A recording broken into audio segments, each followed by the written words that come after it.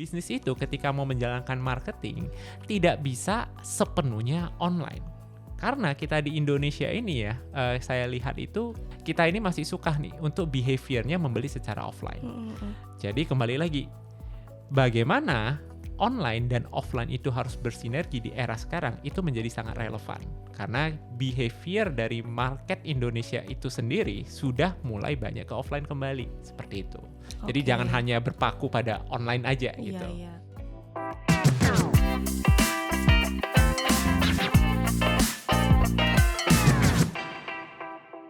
Halo semuanya, kembali lagi di podcast Moneti Talk. Hari ini kita pasti akan membahas lagi nih topik-topik yang seru banget seputar bisnis dan juga IT. Nah, untuk hari ini kita akan lebih khususnya membahas seputar dunia bisnis nih teman-teman. Dan lebih spesifiknya kita akan membahas tentang marketing. Dan tema hari ini yaitu adalah online dan offline harus akur. Rahasia membangun bisnis yang relevan. Nah, di sini pastinya saya tidak sendirian. Saya sudah ditemani oleh bintang tamu yang sangat spesial. Jadi beliau ini adalah seorang digital marketing consultant, sudah 10 tahun lebih berpengalaman di dunia digital marketing. Sudah bersama kami di sini semua, Mas Patrick Rimba. Halo Mas, apa kabar? Halo Mbak Gigi, baik insyaallah. Alhamdulillah, iya.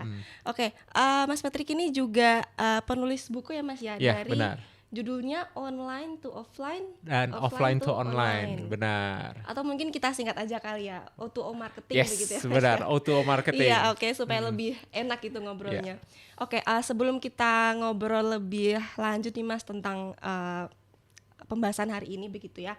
Mungkin Mas Patrick boleh dong jelaskan lebih dulu buku ini itu tentang apa sih dan alasan Mas Patrick akhirnya kenapa mau menulis buku ini. Oke, jadi buku ini itu akan banyak menjelaskan bagaimana strategi online ini bisa bersinergi dengan strategi offline. Kenapa harus bersinergi? Nah, karena kita lihat ya teman-teman ya, banyak di luar sana itu pebisnis merasa bahwa digital itu bergerak sendiri dan offline itu bergerak sendiri. Tetapi seharusnya yang terjadi itu ini harus bersinergi. Dan tidak sedikit juga pebisnis di luar sana itu merasa bahwa divisi online itu dan offline itu harus bersaing. Nah, sebenarnya kalau kita bicara tentang marketing, strategi itu kan harusnya berkesinambungan dan Iya, bersinergi ya. Betul. Sehingga persepsi tersebutlah yang ingin saya break atau saya patahkan. Nah, sehingga buku ini saya tulis. Seperti itu. Oke. Oke, nah karena tadi sudah membahas juga sedikit tentang marketing O2O begitu ya. Yeah. Mungkin sekarang boleh dijelaskan nggak Mas, kenapa sih pendekatan marketing ini itu jadi semakin relevan nih di kehidupan di di dunia bisnis yang seperti saat ini gitu Mas? Kenapa sekarang menjadi semakin relevan? Oke, gini, mungkin kita itu sudah melewati yang masa COVID ya, di mana betul. semua orang itu ketika pas masa COVID all go to online, all go to online. Nah, saya melihat bahwa kita sudah mendekati titik jenuh. Maksudnya everything is not so online anymore gitu loh. Sehingga produk-produk yang sekarang event-event seperti offline, terus orang-orang sudah kembali ke mall untuk membeli sesuatu, itu semakin banyak. Nah, tetapi ada beberapa pebisnis atau mindset para business owner ini tetap merasa ya udah saya harus go offline terus, saya go offline terus. Nah, kembali lagi, ini yang ingin saya patahkan bahwa bisnis itu ketika mau menjalankan marketing tidak bisa sepenuhnya online. Karena kita di Indonesia ini ya, saya lihat itu kita ini masih suka nih untuk behaviornya membeli secara offline. Jadi kembali lagi, bagaimana online dan offline itu harus bersinergi di era sekarang itu menjadi sangat relevan. Karena behavior dari market Indonesia itu sendiri sudah mulai banyak ke offline kembali. Seperti itu. Jadi jangan hanya berpaku pada online aja gitu. Iya. Oke, berarti memang online dan offline ini sekarang tidak bisa masing-masing gitu ya Mas ya, harus digabungkan gitu untuk bisa bersaing di era saat ini begitu ya. Benar. Nah, Mas Patrick ini kan tadi juga sudah saya sebutkan ya kalau Mas Patrick ini sudah 10 tahun di bidang digital marketing gitu ya Mas ya. Pasti kan sudah menemui banyak sekali klien ya. Nah, mungkin boleh diceritakan nggak Mas tantangan umum yang sering terjadi nih di klien-klien yang sudah ditangani sama Mas Patrick? Oke, jadi begini. Banyak orang di luar sana itu yang saya lihat klien-klien itu selalu ya mau fokus mencari new customer. Oke. Selalu mau carinya new customer, sehingga yang terjadi yang mereka lupa bahwa sebenarnya lebih mudah kita itu meng-upselling produk kita ke customer yang pernah membeli produk kita daripada kita mencari new customer. Nah, sehingga yang sering terjadi itu seperti ini. Mereka melakukan strategi online yang berfokus pada mencari new customer terus. Nah, itu yang sering terjadi. Iya. Nah, sehingga yang kita lihat adalah omset itu akan stabil di setiap bulannya. Mungkin akan meningkat 1-2% karena new customer terus. Yang mereka nggak paham itu adalah bagaimana cara membuat customer yang sudah beli kepada kita balik lagi. Nah, di sini ada peran O2O-nya. Nah, O2O ini sebenarnya kan kita bisa dinilai dari activity baik secara online dan offline yang bisa kita kumpulkan sehingga itu menjadi sebuah komunitas yang kembali lagi ke kita. Sebagai contoh seperti ini, ya, kita membuat campaign online. Nah, dan ujung-ujungnya campaign tersebut bisa diklaim secara offline dan kita dapat sesuatu. Sesuatu itu apa? Database management. That's why online to offline itu acuan saya selalu satu. Seberapa banyak database yang bisa kita dapatkan. Karena kebanyakan pebisnis itu sangat bergantung pada new traffic, dan new traffic. Nah, sementara new traffic tersebut bisa datang dengan dua cara. Sering konten atau kita berbayar. Nah, pertanyaannya kalau kita sering melakukan itu, akhirnya kita bergantung pada platform. Nah, sementara pertanyaannya, kalau misalnya platform tersebut tiba-tiba hilang dari dunia ini, bagaimana cara Anda nge-approach customer atau followers Anda kalau Anda tidak punya database? Nah, ini yang sering menjadi mindset pebisnis. Sehingga dari buku ini, saya memberikan sebuah mindset bahwa, halo, kalau Anda mau main online dan mau bisa dikoneksikan ke offline juga, Anda butuh yang dinamakan community dan database management ini dengan benar. Dan segala taktik atau activity yang Anda lakukan, baik itu strategi O2O-nya, harus bisa terukur. Nah, ukuran utamanya apa? Database. Seperti itu. Oke, berarti kebanyakan pelaku bisnis tuh nggak memperhatikan hal itu ya, Mas. Benar. Padahal itu sangat penting sekali ya. Yes, benar. Karena pertanyaannya begini, Mbak. Anda punya 1 juta followers nih, katakanlah di platform mana. Anda kenal nggak? Tidak semuanya kenal. Tidak semuanya kenal. Nah, pertanyaannya begini. Suatu saat jika platform itu hilang, followers 1 juta Anda itu hilang, bagaimana cara Anda bisa approach customer Anda? Kalau Anda tidak punya database, baik itu email maupun nomor telepon. Nah, itu pertanyaannya. Sehingga ya itu yang ingin saya introduce bahwa jangan terlalu berfokus pada platformnya, tapi tahu nih KPI dari strategi O2O ini, seperti itu. Oke. Nah, pertanyaan selanjutnya nih Mas, kita balik lagi kali ya ke bukunya. Oke. Saya sempat baca nih di sinopsisnya yang dituliskan sama Mas Patrick. Ada tulisan seperti ini. Formula pengembangan bisnis digital dengan sentuhan budaya Indonesia yaitu silaturahmi. Sedangkan ini kan judulnya online, offline, kayak sangat digital gitu ya. Tapi di sisi lain masih ada, Mas Patrick masih menyelipkan budaya silaturahmi gitu. Nah, mungkin boleh dijelaskan nggak Mas, gimana sih strategi marketing O2O ini itu dia masih bisa tetap sesuai sama konteks lokal gitu, masih sesuai sama pelaku bisnis di Indonesia?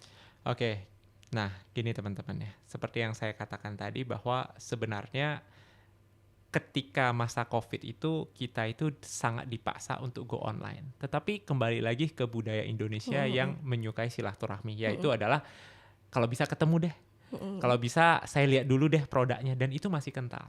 Nah, sehingga ini saya lihat ada satu market behavior Indonesia yang sangat unik.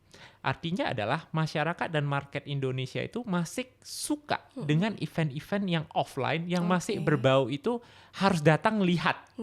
Nah, walaupun ya sebenarnya kalau misalnya kita katakan kita check out melalui platform apapun bisa. Nah, ini sebenarnya adalah salah satu bentuk strategi yang para pebisnis harus aware.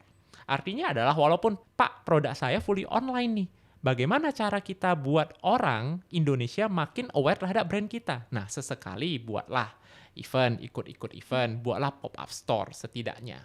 Atau poin kedua adalah mereka itu diajarkan untuk memberikan sampling-sampling produk. Jadi customer itu bisa merasakan experience-nya. Karena dengan kita memberikan experience kepada customer, itu akan menimbulkan kepercayaan dan trust. Dan saya lihat kembali lagi market Indonesia masih kental tentang hal tersebut.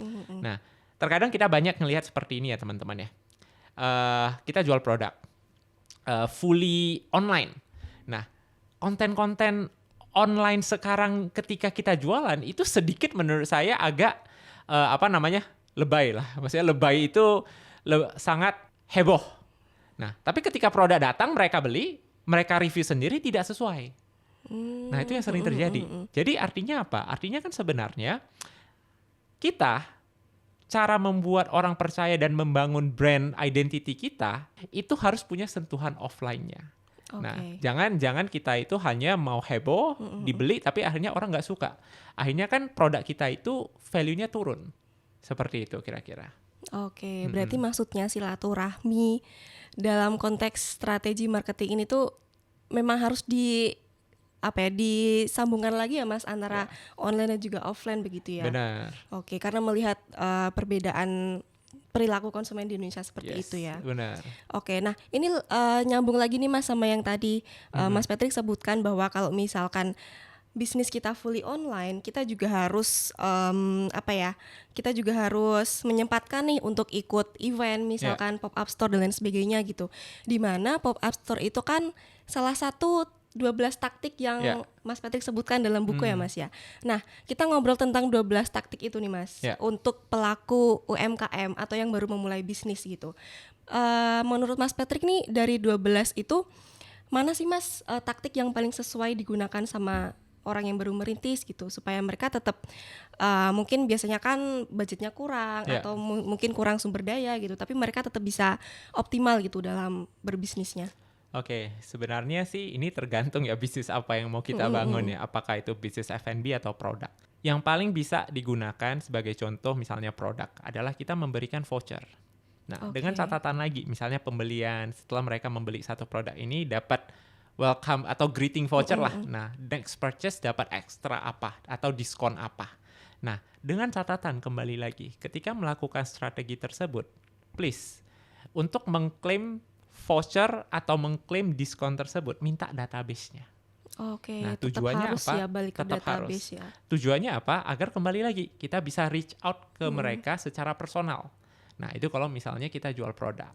Nah, contoh kedua, misalnya kita punya store fisik. Nah, silahkan buat QR di depan store itu. Nah, mereka scan, terus isi database, masukkan mereka ke dalam grup atau channel. Sekarang kan punya ya, channel atau grup.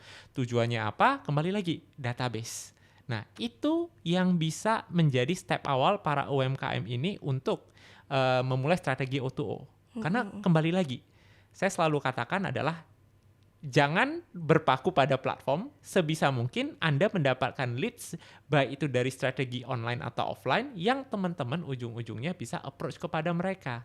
Karena kembali lagi, sekarang kita lihat ya, kita bicara tentang marketplace ya, banyak biaya tak terduga, benar nggak? Iya, betul. Nah, dan kembali lagi, sekarang ketika kita di marketplace itu, kita udah nggak tahu nih database, kita udah nggak bisa dapet nih database-nya. Dulu masih bisa.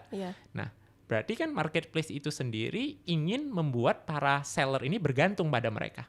Benar ya?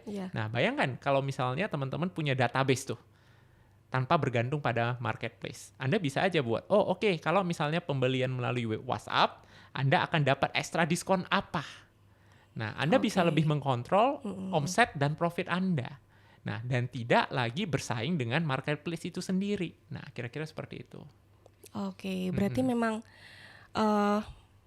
taktik apapun yang digunakan sebenarnya lebih ke awareness-nya dari si pebisnis ini ya Mas ya, untuk dia bisa memanfaatkan database, memanfaatkan gimana sosial media sekarang, marketplace begitu ya, supaya mereka tetap bisa bersaing gitu ya istilahnya di era seperti ini gitu. Oke, selanjutnya nih Mas, mungkin Mas Patrick bisa cerita nih sedikit tentang kliennya Mas Patrick juga nih pas dulu menghandle beberapa klien gitu kan. Mungkin boleh dong Mas di-share satu contoh atau studi kasus nih dari pelaku usaha yang menurut Mas Patrick tuh dia berhasil banget nih menerapkan strategi O2O gitu, supaya nanti teman-teman di rumah juga bisa mungkin improvisasi nih diterapkan juga ke bisnisnya mereka gitu. Oke, saya cerita ada satu brand fashion sebenarnya. Saya nggak ngomong brandnya kalau Oke. gitu. Nah, jadi begini, beliau itu pertama-tama ketika masuk ke dunia fashion. Nah, kebetulan beliau itu punya store fisik. Oke. Nah, beliau punya store fisik dan kembali lagi, apa yang beliau lakukan itu very simple. Ya, very simple. Maksudnya seperti apa, di store fisiknya itu beliau menggunakan QR, masuk ke grup. Nah, dan di grup tersebut mereka boleh klaim tuh untuk extra diskon berapa persen untuk pembelian pertama mereka. Nah, itu yang pertama. Artinya di beliau itu sudah mendapatkan database secara offline-nya. Nah, secara online-nya kebetulan waktu itu memang beliau itu fokus menggunakan yang dinamakan marketplace. Jadi ada toko, dulu masih banyak toko ya. Toko yang ungu ya, toko Iya. ungu ya, toko oranye, toko hijau. Nah, beliau itu melakukan sesuatu yang menurut saya luar biasa. Yaitu adalah setiap customer yang beliau dapatkan, dia catat nama, nomor telepon, nama, nomor telepon, nama, oke. nomor telepon. Kalau misalnya sehari ada 100 orderan, 100 dia catat by hand. Nah, waktu itu saya berpikir, wah, ini sangat merepotkan. Nah, ini sangat merepotkan. Iya. Nah, tetapi kembali lagi, setelah COVID dan era sekarang, hasilnya beliau panen. Nah, artinya apa? Kembali lagi, sekarang banyak biaya-biaya tak terduga. Nah, Oke. sementara beliau itu mendapatkan database baik secara online maupun offline. Nah, jadi sekarang apa yang beliau lakukan? Beliau membuat platformnya sendiri, website sendiri. Nah, which is harganya mungkin ya akan lebih murah dari marketplace-nya. Oke. Dan setiap database yang beliau dapatkan tinggal di broadcast.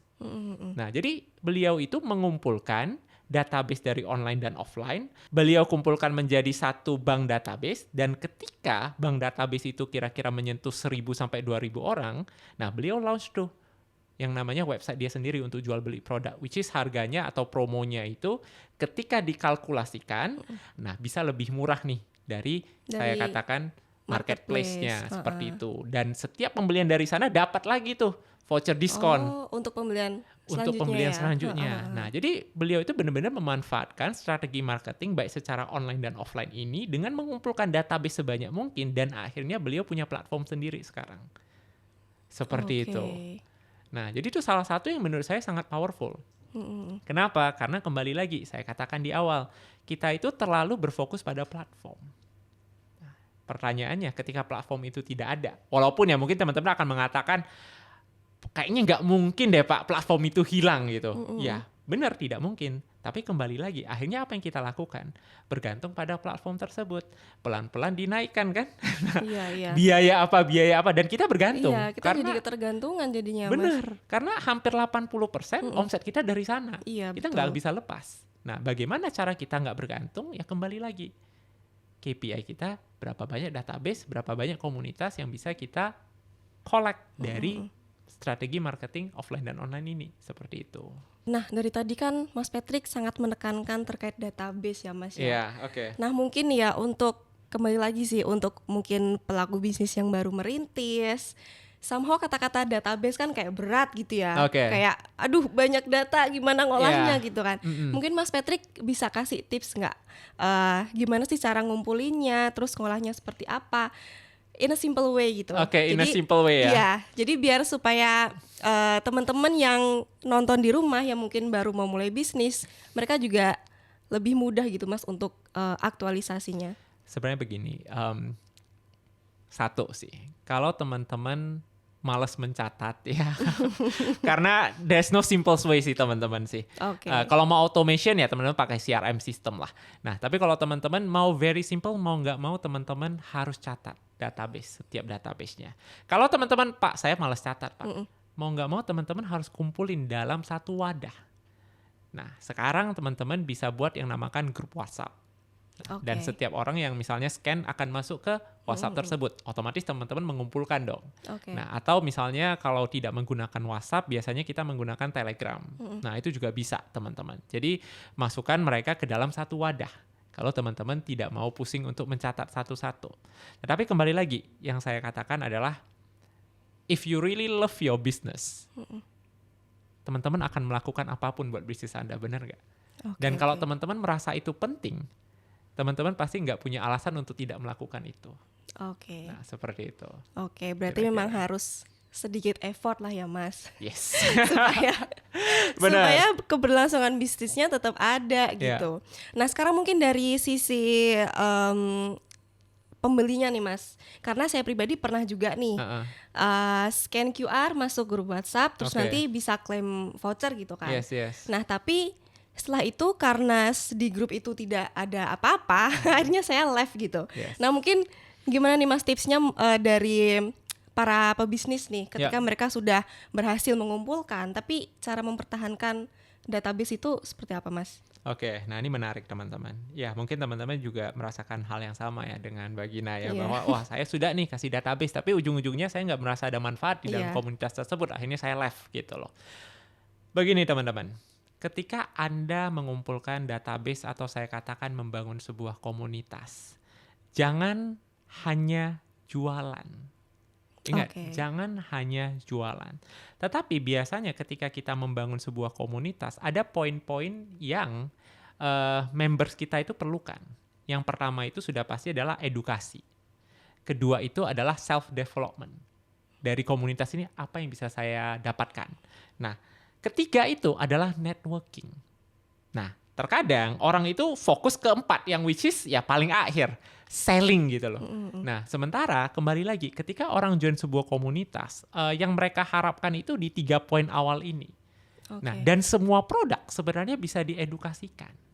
Contoh, misalnya saya membuat komunitas jualan produk saya skincare. Skincare itu kan banyak edukasi ya teman-teman ya. Betul. Contoh misalnya, cara untuk menyimpan produk agar tidak rusak misalnya, itu kan edukasi gitu loh. Terus misalnya juga nih, cara untuk kita itu memilih skincare yang tepat sesuai dengan jenis kulit kita. Nah itu kan edukasi teman-teman.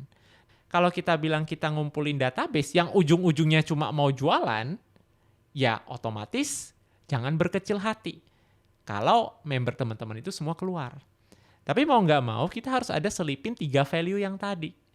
Ya, edukasi, networking, dan juga self-development. Sehingga mereka itu ngerasa bahwa, wah, di komunitas ini saya grow ya. Dan saya yakin teman-teman, kalau misalnya member di dalam komunitas tersebut merasa terbantu join di dalam komunitas ini, mereka pasti share kok ke teman-teman yang lain, dan Anda mendapatkan indirect marketing lagi, teman-teman. Seperti itu kira-kira.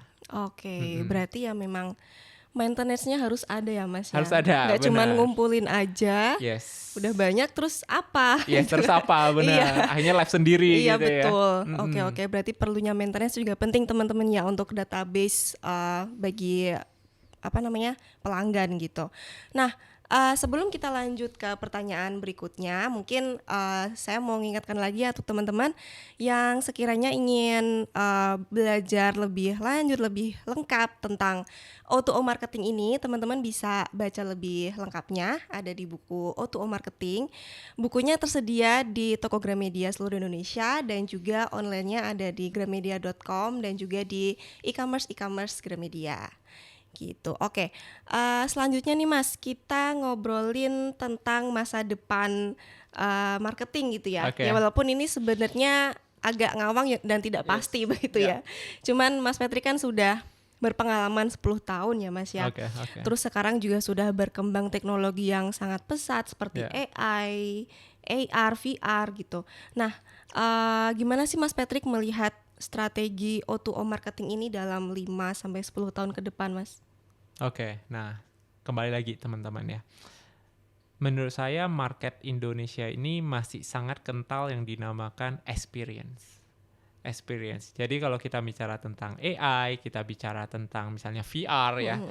Kalau itu bisa memboost experience dari behavior market kita, itu masih sangat relevan. Nah, karena kembali lagi teman-teman, ketika sebuah tren itu ada, itu akan masuk ke satu fase yang dinamakan FOMO ya teman-teman ya. Betul. Nah, tapi setelah FOMO itu hilang, nah what will people do? Kembali ke behavior sebelumnya.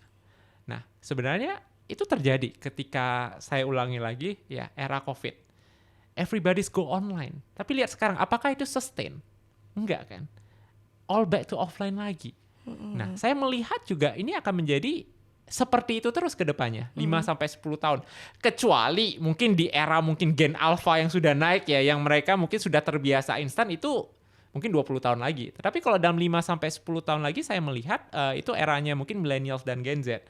Kita itu mungkin masih suka offline, ada experience offline-nya. Iya, betul. Dan ini masih sangat relevan. Nah, kalau untuk AI sendiri ya, AI itu menurut saya bisa nge-boost our speciality. Jadi bukan menggantikan. Oke. Nah, jadi contoh nih, seorang graphic design menggunakan AI, ya bakal lebih jago. Tapi bayangin, orang yang tidak spesial di graphic design menggunakan AI, hasilnya akan beda.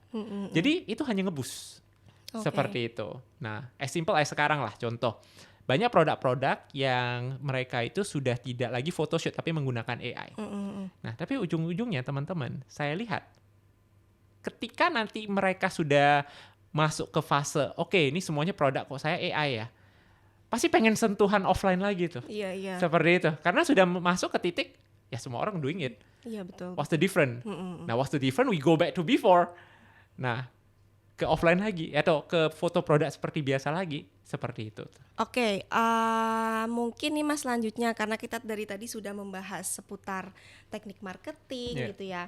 Mungkin teman-teman di rumah juga kepo nih, Mas Patrick kesehariannya ngapain gitu kan. Sekarang berbisnis kan ya Mas ya. Mungkin diceritakan juga nih awal mulanya kenapa nih pengen berbisnis terus bisa bertahan sampai selama ini. Apakah ada jatuh bangunnya gitu Mas? Mungkin boleh dong diceritakan sedikit. Oke, teman-teman. Nah, sebenarnya saya itu adalah seorang lulusan teknik sipil ya di Malaysia dan juga di UK. Jadi waktu itu adalah sebuah problem di mana mengharuskan saya itu untuk kembali ke Indonesia. Nah, karena ada problem tersebut, teman-teman mengharuskan saya untuk BU. Nah, dan saya melihat bahwa sebenarnya profesi apa sih yang bisa menghasilkan lebih daripada hanya mendapatkan gaji. Nah, waktu itu saya menjadi seorang sales.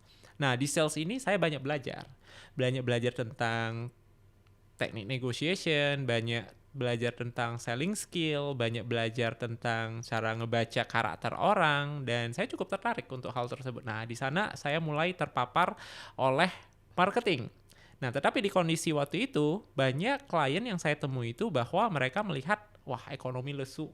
Nah, di sana saya punya mungkin pola pikir yang cukup, saya bilang, straightforward ya. Menurut saya itu penduduk Indonesia makin meningkat, kok buying power-nya nggak ada. Kemana nih market? Nah, di sanalah saya mulai melihat bahwa, oh, market behavior itu tidak hanya secara offline, tapi secara online. Nah, akhirnya saya mengambil lagi sertifikasi digital marketing waktu itu. Nah, dan dengan nekatnya saya membangun agensi konten kreator marketing waktu itu. Atau konten agency lah. Jadi yang ngebuat konten di Instagram. Tahun berapa itu Mas? Tahun 2016. Tahun 2016. Itu masih sosmed masih sepi ya? Masih mulai. Baru mulai ya. Jadi nggak seperti sekarang gitu. Betul. Nah, di sana saya juga sering banyak ngobrol dengan klien-klien saya. Nah, ketika saya ngobrol, saya banyak berdiskusi, ternyata saya cukup memberikan insight yang sangat mudah dipahami oleh klien-klien saya. Nah, di sana ada salah satu klien saya yang ngomong, ya cara kamu ngejelasin, juga cara kamu untuk nge-present itu cukup bisa dipahami oleh pebisnis atau orang awam. Mungkin karena saya beranjaknya dari offline, jadi saya tahu nih kendala-kendala mereka itu apa. Nah, dan beliau itu suggest, ya why not you go for consultant gitu. Karena menurut saya pebisnis-pebisnis itu pasti punya mindset seperti saya. Dan mereka perlu diberikan edukasi seperti ini. Nah, akhirnya dari sana ya mulai ke dunia consulting, di mana saya lebih ngobrol ke para business owner, memberikan pandangan saya dan juga step by step eksekusi bagaimana dari offline to online-nya, atau yang dari online itu mau go to offline-nya itu seperti apa. Nah, di sela-sela saya melakukan consulting ini, saya juga banyak diundang untuk talk show as a trainer juga, dan akhirnya berkembang sampai sekarang. Seperti itu. Wah, lumayan agak belok ya Mas ya dari teknik sipil ya Mas. Ya, teknik sipil. S2 benar. teknik sipil sekarang jadi digital marketing consultant gitu. Yes, Sebenarnya benar. tidak harus sesuai jalur juga sih Mas ya, selama itu passion. Yes, benar. Betul, selama passion lakukan aja teman-teman. Kalau ini Mas, pengalaman paling sulit nanganin klien, kasusnya apa nih Mas? Kasusnya apa? Ya, jadi saya ada satu klien itu teman-teman ya jualan produk apar. Apartemen. Bukan apartemen, apar. Apar. Oh, Apar. alat pemadam kebakaran. Yes, Oke. benar. Nah, dulu waktu itu juga ketika saya berdiskusi saya juga tidak menemukan celah nih, ini mau dibuat seperti apa sebenarnya. Tapi at the end ternyata digital marketing yang mungkin dulu awalnya saya terlalu fokus ke B2C, akhirnya ketika saya dapat project ini, saya baru melihat bahwa ternyata B2B itu juga efektif. Nah, tetapi mungkin secara B2B ini kita akan lebih menggunakan effort people person. Karena proyek kita adalah B2B, otomatis cara bermainnya ada sedikit berbeda. Yang Oke. biasa mungkin banyak di sosial media, sekarang Iya. kita masuk ataupun banyak menggunakan platform-platform yang banyak profesionalnya. Nah, jadi yang kita lakukan adalah shifting dari mindset saya yang B2C sekarang ke B2B. Nah, itu challenge yang menurut saya itu sangat mengubah pandangan saya sebagai digital marketing consultant. Karena Oke. mungkin dulunya banyak nge-handle B2C, sekarang B2B nih seperti apa. Dan ketika saya research, ya saya menemukan dua platform nih yang sangat cocok untuk B2B. Yang pertama adalah LinkedIn, yang kedua adalah Google. Oke. Nah, dari sana juga membuka nih another opportunity bagi saya, tidak hanya bisa menghandle B2C. Sekarang B2B juga ternyata permainannya bisa seperti ini secara dunia digital seperti itu. Oke. Mm-mm. Berarti dengan adanya kasus apar ini ya Ya, Mas ya, tadi jadinya case, lebih tadi luas. case. Iya. Mm-mm. Oke. Kalau tadi kita sudah membahas tentang studi kasus yang paling sulit, Yes. sekarang kita membahas tentang pernah nggak sih Mas mengalami kegagalan gitu saat menerapkan strategi marketing O2O ini. Terus gimana sih cara Mas Patrick menghadapi hal itu dan pelajaran apa yang bisa diambil? Oke, mungkin kalau secara strategi saya bisa bilang bahwa tidak ada ya. Tapi secara eksekusi itu sangat banyak. Oke. Karena eksekusi itu kan kita tidak melibatkan hanya satu orang, tapi beberapa tim. Dan pemahaman tim tersebut terhadap strategi itu menjadi peran penting. Contoh, ada tim yang sales oriented, ada tim yang sangat idealis. Nah, cara menggabungkan ini kan agak susah ya. Karena Iya. begini teman-teman, strategi yang kita implementasikan itu sangat bergantung dengan orang-orang yang melakukan eksekusi. Seperti yang tadi kita sudah bahas di depan adalah oke, kita kumpulin database. Tapi kalau timnya tidak punya satu ciri khas untuk bisa memaintain orang di dalamnya, akhirnya rontok. Dan akhirnya strategi tersebut tidak berjalan, benar gak? Iya, betul. Nah misalnya oke Pak, saya sudah melakukan strategi Bapak, kita kumpulin dalam satu community. Nah tetapi dalam community tersebut, orangnya pada keluar Pak. Terus ini nggak berhasil dong Pak. Nah akhirnya dari sini kita lihat bahwa oke, poin-poin dari pergerakan yang kita lakukan itu harus punya KPI-nya masing-masing. Contoh misalnya, oke, KPI pertama adalah bagaimana cara mengconvert orang-orang yang dari online ini masuk ke dalam komunitas. Berapa banyak per minggu. Nah, terus interaction-nya. Dalam sehari harus ada interaction apa saja. Kita detailin harus ngomong apa, dia harus ngebahas tentang apa, dan dari interaction tersebut output-nya apa. Nah, itu harus kita jabarkan. Jadi mungkin akan lebih merapikan SOP dari orang-orang yang akan melakukan eksekusi tersebut. Seperti itu. Nah, karena benar, ekspektasi ketika kita melakukan sebuah strategi kan terkadang kita punya konsep besarnya nih. Nah, konsep besarnya udah bagus nih, tetapi di bawahnya ini sebenarnya banyak layering-nya. Nah, jadi kebanyakan gagal itu ketika layering ini sudah dilakukan dan ternyata tidak ada monitoring seperti itu. Gitu.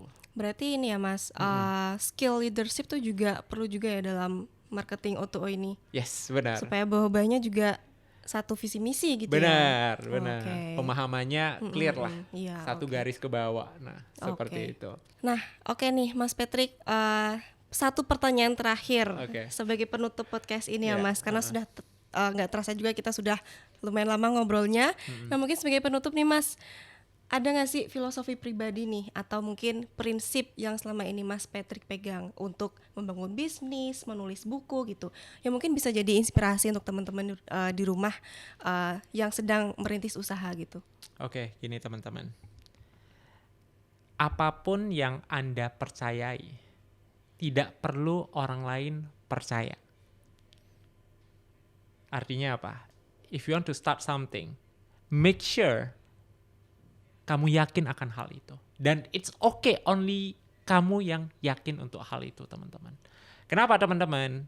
Bayangin ya, seorang Patrick Rimba, teknik sipil, ya, teman-teman ya, ngomongin digital marketing, teman-teman. Wah, itu jangankan circle pertemanan, keluarga mungkin ketawa, teman-teman. Tapi kembali lagi, if I stop that time, ketika waktu itu mungkin, wah, iya ya, gue teknik sipil ya, gue ngomongin digital marketing, kayaknya nggak nyambung. Ketika saya stop saja melakukan hal tersebut, teman-teman, mungkin nggak ada hari ini, teman-teman. Dan it's okay. Karena yang akan percaya akan mimpi Anda harus dimulai dari diri Anda sendiri. Dan it's okay, teman-teman, kalau dunia itu melawan mimpi Anda. Yang penting Anda yang yakin, teman-teman. Seperti itu. Oke. Singkat tapi deep ya Mas ya. Berdasarkan pengalaman pribadi juga. Siap. Oke, jadi begitu teman-teman ya.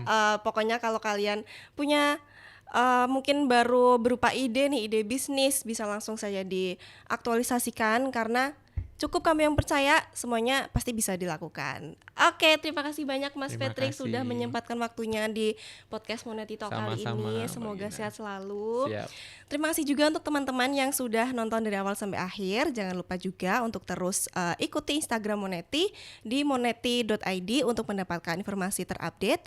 Dan juga jangan lupa untuk tekan tombol subscribe dan juga nyalakan notifikasi untuk update video selanjutnya. Terima kasih, sampai bertemu di episode selanjutnya. Bye.